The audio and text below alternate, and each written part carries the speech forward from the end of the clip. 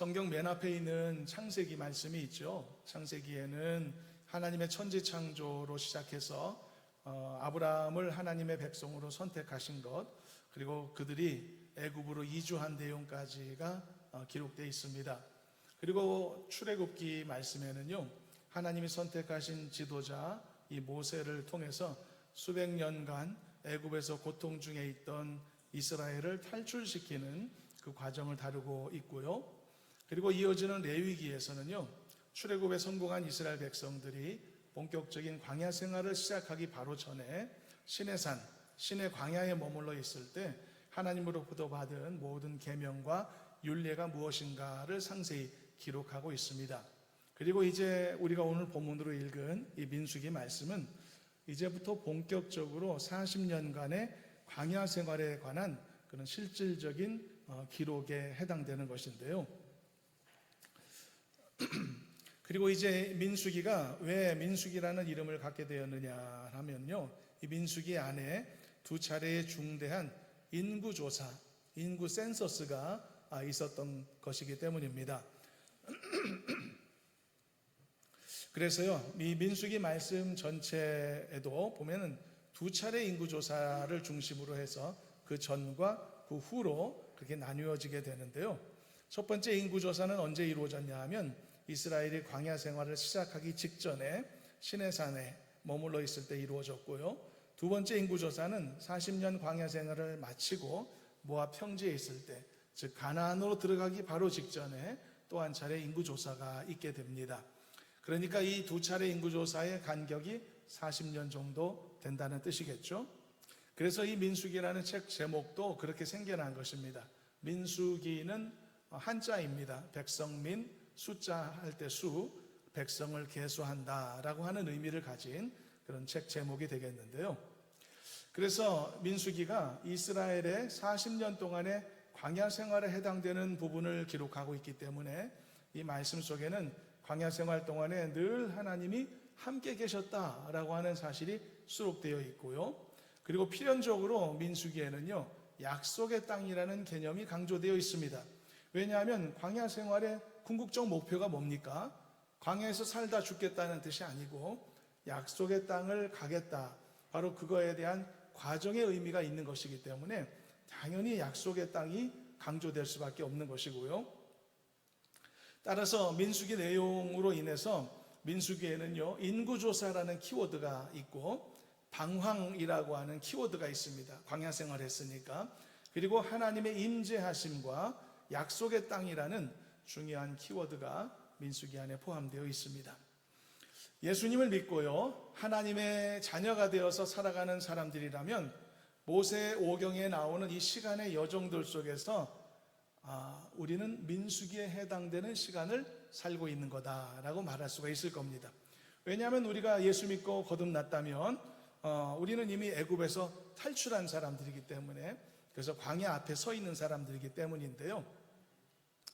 그러나 만일 어떤 사람이 아직 예수님을 영접하여 그리스도인 되지 못했다면 그는 아직 애굽에서 종살이를 하고 있는 그런 안타까운 시점에 머물러 있다라고 말할 수가 있겠습니다.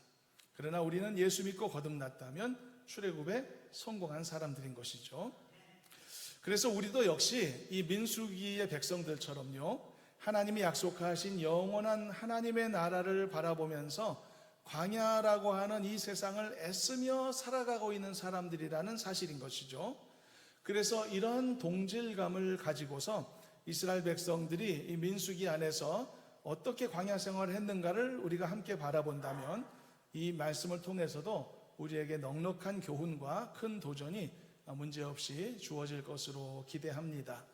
여기까지가 간단히 전한 민수기의 서론에 해당되는 말씀인 것이고요. 그리고 이제 오늘 우리는 주어진 말씀의 내용을 통해서 한 가지 중요한 주제를 살펴보려고 합니다.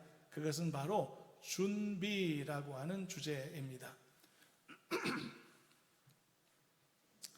여러분들은 어떤 방식의 준비를 더 선호하시는지요? 제가 두 가지 방식을 한번 소개하려고 하는데, 예를 들어 어떤 일을 위한 준비를 미리 완벽하게 마친 다음에 그 다음에 일을 시작하는 게 더 좋은 일일까요?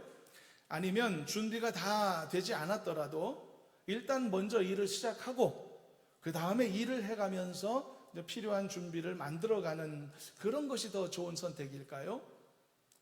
아마도 더 많은 사람들이 일단 시작한 다음에 준비를 병행하는 그것을 더 좋게 생각할 것입니다. 왜냐하면 현실적으로 볼 때 이 방식이 시간의 제약을 갖고 있는 바쁘고 분주한 사람들에게 훨씬 더 어울리는 방식이기 때문이죠. 현대의 정주영 회장이 조선소를 짓기도 전에 배를 수주했던 일화는 신화로 알려져 있지 않습니까? 어떻게 조선소도 안 지어놓고 배를 수주할 수 있단 말이죠. 이런 기적 같은 신화를 어떻게 이룰 수 있는가? 아마 조선소를 먼저 지어놓고 배를 수주하려고 했다면 절대 이런 기적은 이루어지지 않았을 것 같습니다. 확실히 그래서 이런 방식이 더 모험적으로 보여지는 것은 사실로 생각이 듭니다. 완벽한 준비를 갖추지 않고서는 시작하지 않겠다. 그런 생각은 당연한 것이고 또 좋은 일입니다만은 이것이 갖고 있는 치명적인 단점도 있는 것이 사실이거든요. 그것은 이런 생각은 시간의 제약을 고려하지 않고 있다는 단점이 있습니다. 준비를 다 마치고 일을 시작하려 한다면 도대체 언제 그 일을 시작할 수 있을까요? 기약이라도 있을까요? 시작도 못한 채 좌절하는 경우도 많을 겁니다. 이런 방식을 사용하려 한다면. 그리고 준비를 다 마쳤다는 시점은 어떻게 누가 정할 수 있는 것일까요? 이게 또 애매한 문제가 될 수도 있습니다.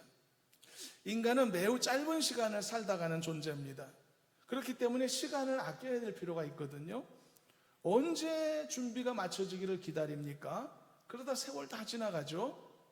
그래서 일단 일을 시작한 다음에 부족한 것들을 보완하는 방식이 훨씬 더 현실적인 선택이다라고 말할 수 있을 것 같은데요.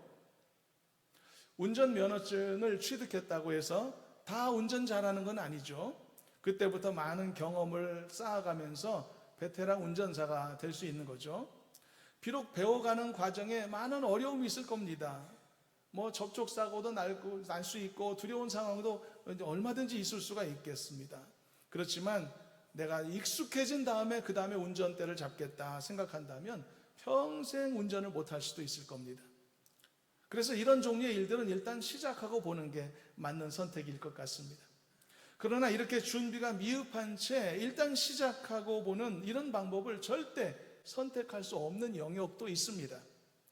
그것은요, 이런 종류입니다. 한치의 오차도 허용되지 않는 일들이 있단 말이죠. 매우 정밀한 작업 또는 그 비용이나 그 규모가 너무 거대해서 단 한 차례의 실패도 허용할 수 없는 분야도 있습니다. 이런 경우는 반드시 많은 시간과 비용이 든다고 하더라도 완벽하게 준비를 마친 다음에 일을 시도해야 하는 것이죠. 사법고시, 행정고시 같은 어떤 어려운 시험 같은 것은 별로 준비를 못했어도 일단 도전하고 부딪혀 볼 수도 있습니다. 물론 불합격하겠죠. 그러나 그 실패를 통해서 배울 수 있는 것도 있고 경험도 쌓을 수 있기 때문에 가만히 앉아 있는 것보다는 나은 선택이 될 수가 있습니다. 그러나 반대로 예를 들어서요, 인공위성 발사체를 쏘아 올리는 일은 어떤 식의 준비가 필요할 것 같습니까? 이런 것은 단 한치의 이 실수도 허용할 수 없는 분야입니다. 그렇기 때문에 완벽하고 치밀한 준비 과정이 필요한 것이죠. 계산을 다 맞췄어도 또 반복해서 계산해보고 틀린 점이 없는지 계속 살펴보고 완벽하게 점검한 다음에야 비로소 발사체를 이 앞에 가져다 놓는 것이 되는 것이죠. 엄청난 비용이 들지 않습니까? 많은 노력이 투여되고 지적 재산이 들어간 그런 거대한 프로젝트이기 때문에 실수가 허용될 수 없는 분야가 있는 것입니다. 그렇다면 여러분들은 어떤 식의 준비를 더 선호하십니까? 정답은 이것입니다. 그것은요, 상황에 따라 달라져야 한다는 것입니다. 적용을 달리 해야 되는 거겠죠? 내가 얼마든지 실패할 수도 있고 그 실패를 통해 배울 수 있는 여지가 있는 어떤 분야라면 나는 준비가 좀 미흡하더라도 과감하게 도전해서 먼저 시작해보는 것도 나쁘지 않은 선택일 수 있습니다. 그러나 절대 실패해서는 안 되는 정말 중요한 어떤 일도 있거든요. 그런 일이라면 무작정 준비 없이 시작하기보다는 철저한 준비를 마친 후에 안전하게 일을 시작하는 게 훨씬 더 좋은 선택인 것이죠. 하나님께서는요, 이스라엘 백성들을 가나안으로 이끄시는 이 거대한 프로젝트를 진행하심에 있어서 이 두 가지의 준비 방식을 섞어서 적절히 사용하셨음을 볼 수가 있습니다. 먼저 하나님은요, 이거 한 가지만큼은 출발하기 전에 완벽하게 준비되어야 한다라고 생각하시고 그리고 주문하신 것이 있습니다. 그것은 세 가지입니다. 첫째는 하나님의 율법과 규례를 확립하는 것입니다. 이것은 가면서 해결할 일이 아닙니다. 출발하기 전에 준비되어야 될 것이라고 말씀하셨고, 두 번째는 성막과 언약궤, 제사장들 옷처럼 모든 필요한 기구들을 완벽하게 준비하는 작업입니다. 이것도 출발 전에 완벽한 마무리가 있어야 된다라고 하나님은 주장하셨습니다. 그리고 세 번째, 하나님과 맺은 위대한 구원의 언약. 하나님과 맺은 백성과의 언약을 맺는 일은 중간에 계약을 맺는 게 아니라 출발 전에 완벽하게 이 계약을 마치고 언약을 완성하고 마친 후에 출발해야 된다라고 하나님이 말씀하신 것이죠. 이런 것들이 출발 전에 준비되어야 될 것들이었습니다.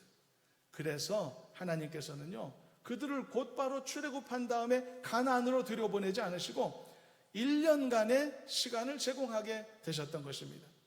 그렇다면 이스라엘이 이 1년의 준비 기간 동안에 정말 모든 걸 완벽하게 준비할 수 있었을까? 또 그것도 아닌 것을 알 수가 있습니다. 그들은 준비하지 못한 게 너무 많았습니다. 믿음도 준비가 안 됐었습니다. 자격 미달입니다. 체력도 준비가 안 됐고요, 인내심도 준비가 안 됐었습니다. 광야를 지나려면 얼마나 인내가 필요할 텐데, 그리고 지도자를 향한 신뢰도 준비가 전혀 없었습니다. 모든 것이 미달 상태였던 거죠. 그러나 이런 부분들은 앞으로 걷게 될 40년의 광야 시간을 통해서 삶에서 부딪히고 배우면서 경험하며 만들어갈 수 있는 그런 성격의 준비 사항들이었던 거죠. 그래서 하나님께서는 하나님의 율법, 모든 거룩한 기물들, 그리고 하나님과 맺는 거룩한 언약 세 가지는 출발 전에 반드시 준비토록 1년의 시간을 두셨던 겁니다. 그리고 나머지 미흡한 것들은 일단 출발 후에 부딪혀 가도록 해라, 이렇게 이끌어 주셨던 거죠. 그리고 오늘 우리가 읽은 본문에 해당되는 첫 번째 인구조사, 이것은 출발 전에 반드시 갖춰야 될 것으로서 하나님께서 말씀해 주신 내용이 되겠습니다. 이스라엘은 출애굽한 후에 바로 광야 생활 시작한 게 아니었다고 했습니다. 그들은 하나님의 명령에 따라 1년 가까이 시내 광야에 머물러 있었다고 했죠. 대부분의 조급한 사람들의 마음 속에는 처음부터 가나안 땅 갈 목적으로 출애굽시켜 주셨으면 바로 직진시켜 주시면 안 되나 생각을 하게 될 겁니다. 그러나 그들이 출발 전에 시내 광야에 있을 동안에 하나님이 그들에게 얼마나 많은 일을 행하셨는지를 우리가 본다면 그 기다림의 시간, 준비의 시간이 얼마나 가치 있었는지도 우리가 공감할 수 있으리라고 생각합니다. 그들은요, 택함 받은 하나님의 백성으로서 그들의 삶에 필요한 모든 덕목들을 그 기간 동안 완벽하게 전달받을 수 있었죠. 그 안에는요, 종교 규범만 있었던 게 아닙니다. 도덕 규범이 있었고요, 사회적 규율도 있었습니다. 하나님의 자녀답게 살아야 되는 모든 중요한 덕목들이 그 기간 동안에 그들에게 습득될 수 있었습니다. 게다가 앞으로 가나안으로 가는 여정 동안에 그들을 지켜주고 그들의 신앙을 중심하여 줄 수 있는 그런 성막을 그 시기에 또한 제작할 수도 있었죠. 이렇게 출애굽한 백성들은 단지 빠른 시간 안에 가나안에 들어가는 그 자체가 중요했던 것이 아니고 그 전에 하나님의 백성답게 살아갈 수 있도록 훈련되고 준비되는 일이 훨씬 더 중요했다, 그런 이야기입니다. 바로 그 훈련과 준비의 과정이 출애굽 직후 1년간의 시간이었다. 여러분, 준비되지 않은 상태에서 무언가를 맡으면요, 그것이 아무리 좋고 그리고 그것이 대단한 것이라고 하더라도 그것은 사람에게 해로운 것이 됩니다. 여러분, 어떤 일 앞에 섰을 때 어떤 사람이 두려움을 경험하죠? 준비되지 않은 사람이 두려움을 경험합니다. 그러나 충분한 준비를 마친 사람은 두려워하지 않게 됩니다. 실력을 뽐내려는 기대하는 마음을 오히려 갖게 되어 있는 것이죠. 아무리 갈 길이 급하다고 하더라도 준비되지 않은 상태에서 출발하면 결코 원하는 목적을 이룰 수가 없습니다. 여러분, 인생도 마찬가지인 것입니다. 사람은요, 그냥 산다고 인생이 아닌 것입니다. 반드시 사람은 살며 하나님을 만나야만 하는 것입니다. 그래야 의미 있는 인생을 출발할 수가 있는 것입니다. 하나님을 만나지 못하는 인생은요, 사는 게 아니라는 뜻입니다. 진정한 인생에 가치 있는 인생으로서 이 카운트를 할 수 있는 그런 시작은 바로 예수 그리스도를 만나 영접하고 거듭난 그 시간부터라는 것을 알아야 합니다. 여러분, 거듭났다는 게 무엇입니까? 다시 태어났다는 것 아닙니까? 리본 했다는 것 아닙니까? 그게 거듭났다는 의미지 않습니까? 그래서 나는 예수 믿은 직후로 다시 태어나서 전혀 새로운 인생, 가치 있는 인생을 살아간다는 의미가 아니겠습니까? 그래서 그 리본, 그 순간으로부터 이제 하나님이 인정하시는 인생다운 인생을 살아갈 수 있게 되는 거죠. 그래서요, 모든 인생은 반드시 하나님을 만나야만 하는 것입니다.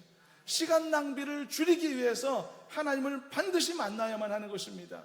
이것은 모든 인간의 행위에 가장 앞서야 하는 필수적인 준비사항인 것입니다. 예수님을 만나야만 진정한 인생이 시작되는 것이다. 이 사실을 잊지 말아야만 하는 것입니다. 사랑하는 가족들 중에도 아직 예수님 앞으로 나오지 못하는 인생들이 있을 것입니다. 시간 낭비하고 있는 것입니다. 속히 예수님 만나야 합니다. 속히 주님을 만나고 거듭나서 리본 상태가 되어야 됩니다. 그래서 새 출발해야 가치 있는 인생으로 카운트되는 인생을 살아갈 수가 있는 것이 아니겠습니까? 옛날에 한번 소개한 적이 있는데, 오래전에 신방을 어느 가정에 갔는데요, 그 가정에 믿지 않으시는 연로하신 어머님이 계셨는데, 이제 교회에 나오셔도 되지 않겠는가 권면을 드렸더니 그렇게 말씀하시더라고요. 제가 나중에 가기는 가겠는데 지금은 몸 건강하고 또 이렇게 뭐 할 일도 많고 바빠서 지금은 안 가고 나중에 가도록 하겠습니다 라고 그렇게 얘기를 해주셨습니다. 근데 지금도 아직도 안 나오시는 걸 보니 지금도 몸 건강하고 바쁘신 것 같다 생각이 드는데요, 여러분, 예수 믿는 것, 이것은요 인생 중간에 해결하려고 하면 안 되는 것입니다. 사람 마음대로 될 수도 없을 뿐더러 그것은 미련한 행동, 미련한 결정인 것입니다. 어떤 인생도 주님 만나고 나서 출발하는 인생이 비로소 값진 인생이 되는 것입니다. 여러분, 예수 그리스도를 만나 영접하셨다면 여러분들의 삶을 하나님이 관리하시고 하나님이 책임지시는 값지고 복된 인생 살아가고 있다는 것을 잊지 마시기를 바라고, 여러분 가정, 주변 가족들 중에 아직 주님을 만나지 않은 분들이 계시다면 속히 주님 앞으로 인도하여 하셔서, 그래서 새로 거듭난 그런 은혜 속에서 정말 가치 있고 하나님이 기쁘게 보시는 아름다운 인생 새 출발할 수 있도록 여러분 꼭 함께 기도하고 그리고 노력해 주시기를 바랍니다. 이런 준비, 먼저 준비해야 될 것, 이것이라면 반드시 미리 준비되어야만 하는 것입니다. 중간에 해결하려 해서는 안 되는 것입니다.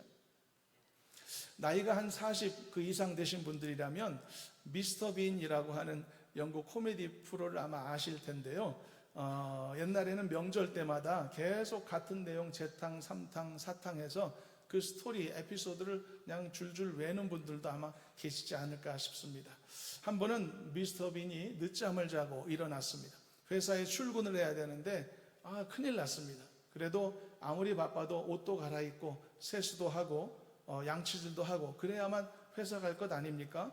그런데 마음이 급한 미스터 빈은 칫솔과 이불, 옷까지, 구두 다 챙겨서 자신의 작은 승용차에 무작정 올라탑니다. 그리고는 무작정 회사로 차를 몰면서 차 안에서 서커스 같은 장면을 연출하죠. 차를 운전하면서 와이셔츠를 갈아입고 그 넥타이를 매고 바지도 갈아입고 신발도 갈아 신고 별의별 그런 모습들을 보여줍니다. 그리고 마지막에는 칫솔을 꺼내 양치질을 해야 되는데 어렵사리 치약을 묻히고 양치질을 시작하기까지는 성공을 했습니다. 그런데 미스터 빈이 이제는 보니까 입을 헹구어야 될 물이 없는 겁니다. 낭패입니다. 그래서 기발한 생각을 해냈는데요, 운전석 창문을 수동으로 열고서 운전대를 한 손으로 잡은 채 몸을 바깥으로 내밉니다. 그리고는 앞유리창을 씻어주는 워셔액 있지 않습니까? 그걸 이렇게 손으로 조절해서 입으로 그걸 갖다 대고, 그리고는 자기 입으로 워셔액을 쏘는 거예요. 그리고 입을 헹군 다음에 회사로 갔다, 그런 이야기가 되겠습니다. 요즘 워셔액은 에탄올로 돼 있어서 따라하시면 큰일 납니다. 사망할 수도 있습니다. 여러분 30분만 일찍 일어났다면 이런 위태로운 해프닝이 일어날 필요가 없었겠죠. 그런데 늦잠 자고 준비할 시간을 준비하지 못했기 때문에 준비 없이 하루를 시작하려다 보니 이런 낭패들이 발생하는 것 아니겠습니까? 여러분, 준비는 낭비가 아닙니다. 준비는 일을 제대로 하기 위해 필요한 필수 코스와도 같은 것입니다. 지난번에 장마철에 비가 많이 왔지 않습니까? 그래서 그때 교회 지붕에 좀 누수가 의심되는 곳이 몇 군데 있어서 이걸 교역자들끼리 직접 수리를 한번 해볼까 싶어서 호기로운 마음으로 방수 페인트를 주문했었는데요. 근데 저는 그때 처음 알았습니다. 방수 페인트를 완벽하게 시공하려면 하도 작업이 있어야 되고 중도 작업이 있어야 되고 상도 작업이 있어야 되고 각기 다른 그런 내용물로 3중 처리를 해야 완벽한 방수가 이루어진다는 것을 알 수가 있었습니다. 잘 모르는 초심자가 말이죠. 알지도 못하면서 성급하게 페인트 바르면 되겠지라고 그렇게 생각하면 그 사람은 일을 제대로 마칠 수 있는 것이 아니고 오히려 일을 그르칠 수가 있다는 뜻이죠. 여러분, 준비하는 시간은 낭비하는 시간이 아닙니다. 준비하는 사람은요, 어떤 일에 있어서도 반드시 필요한 과정이고 그것은 매우 중요한 부분으로 인정할 수 있어야 되는 것입니다. 여러분, 때로는 우리의 인생 속에서도요, 하나님이 무언가를 위해 나를 준비시키는 경우가 있을 수 있습니다. 우리도 다 하나님의 은혜 안에서 무언가를 위해 준비하며 살아가는 인생들인 것입니다. 하나님께서 나에게 계획을 갖고 계시다는 것은 나를 지금 준비시키고 계시다는 의미이기도 한 것입니다. 하나님이 나에게 선한 계획이 없으시면 나는 준비하는 인생을 살 필요가 없고 그런 의미의 그런 성격의 인생도 될 수가 없을 것입니다. 그러나 하나님은 나에게 선한 계획을 갖고 계시는 줄로 믿습니다. 그렇기 때문에 우리는 준비하는 인생의 성격을 갖고 있는 것입니다. 그렇다면 우리가 잘 준비할 수 있으려면 우리에게 무엇이 필요할까요? 그 순간에 우리에게 필요한 것이 두 가지가 있습니다. 첫째는 신뢰이고 그리고 둘째는 인내함인 것입니다. 나에게 이것이 필요하다라고 하는 것을 정말 하나님이 잘 아신다라고 우리가 신뢰해야 되고 나를 준비시키는 것이 바로 이런 이유 때문이다 라는 것을 확실하게 알고 하나님을 신뢰하는 그런 자세가 필요한 것입니다. 아무것도 영문도 모른 채 준비할 수 있는 사람은 이 세상에 단 한 사람도 없습니다. 이게 준비구나라고 하는 사실이 받아들여지고 이해되어질 때 비로소 준비라는 과정을 걸어갈 수 있거든요. 준비라고 하는 개념을 우리 인생 자체에서 전혀 받아들이지 못한다면 우리 인생은 어떤 것도 인내할 수 없는 사람이 됩니다. 조금의 준비도 견딜 수 없는 사람이 되는 겁니다. 그러나 하나님이 나에게 선한 계획을 갖고 계시고 이것을 위해서 나를 준비시키시는구나 라는 사실을 깊이 깨닫게 되면 우리는 어떤 준비 과정이라도 얼마든지 넉넉하게 행복하게 기쁨으로 감당할 수 있는 사람이 되는 것이죠. 그래서 신뢰가 필요합니다. 하나님이 나에게 선한 일을 계획하셨구나. 그 일을 이루시고자 나를 이런 길로 인도하시는구나. 하나님을 신뢰하는 성도가 되시기를 주님의 이름으로 축원합니다. 또 하나가 필요한 것이 인내가 필요합니다. 인내가. 준비는 쉽지 않은 과정입니다. 그렇기 때문에 그 시간을 잘 버틸 수 있는 인내하는 자세가 필요하다는 것입니다. 그래서 여러분, 우리에게 이 인내와 이 신뢰가 잘 갖추어지고 있다면 하나님이 주시는 어떤 준비 과정도 넉넉히 감당할 수 있게 되는 것입니다. 하나님이 무언가를 위해 나를 준비시키고 계신다는 것을 깨달았다면 두려워하지 말고 이제는 기대감을 갖는 성도가 되셨으면 좋겠습니다.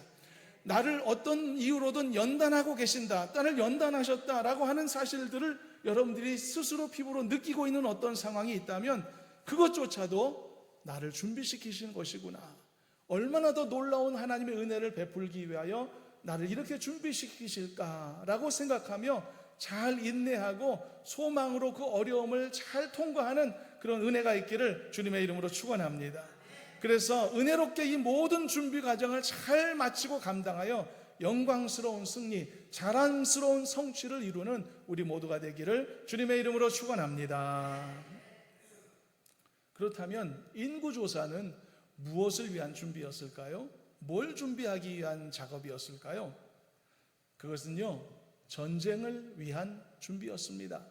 본문 중에서 3절을 잠깐 한번 읽어보겠습니다. 3절 말씀입니다. 이스라엘 중 20세 이상으로 싸움에 나갈 만한 모든 자를 너와 아론은 그 진영별로 계수하되. 이 말씀을 보면 인구조사의 진짜 목적이 뭔지 드러나 있죠. 싸움에 나갈 만한 자를 카운트한 겁니다.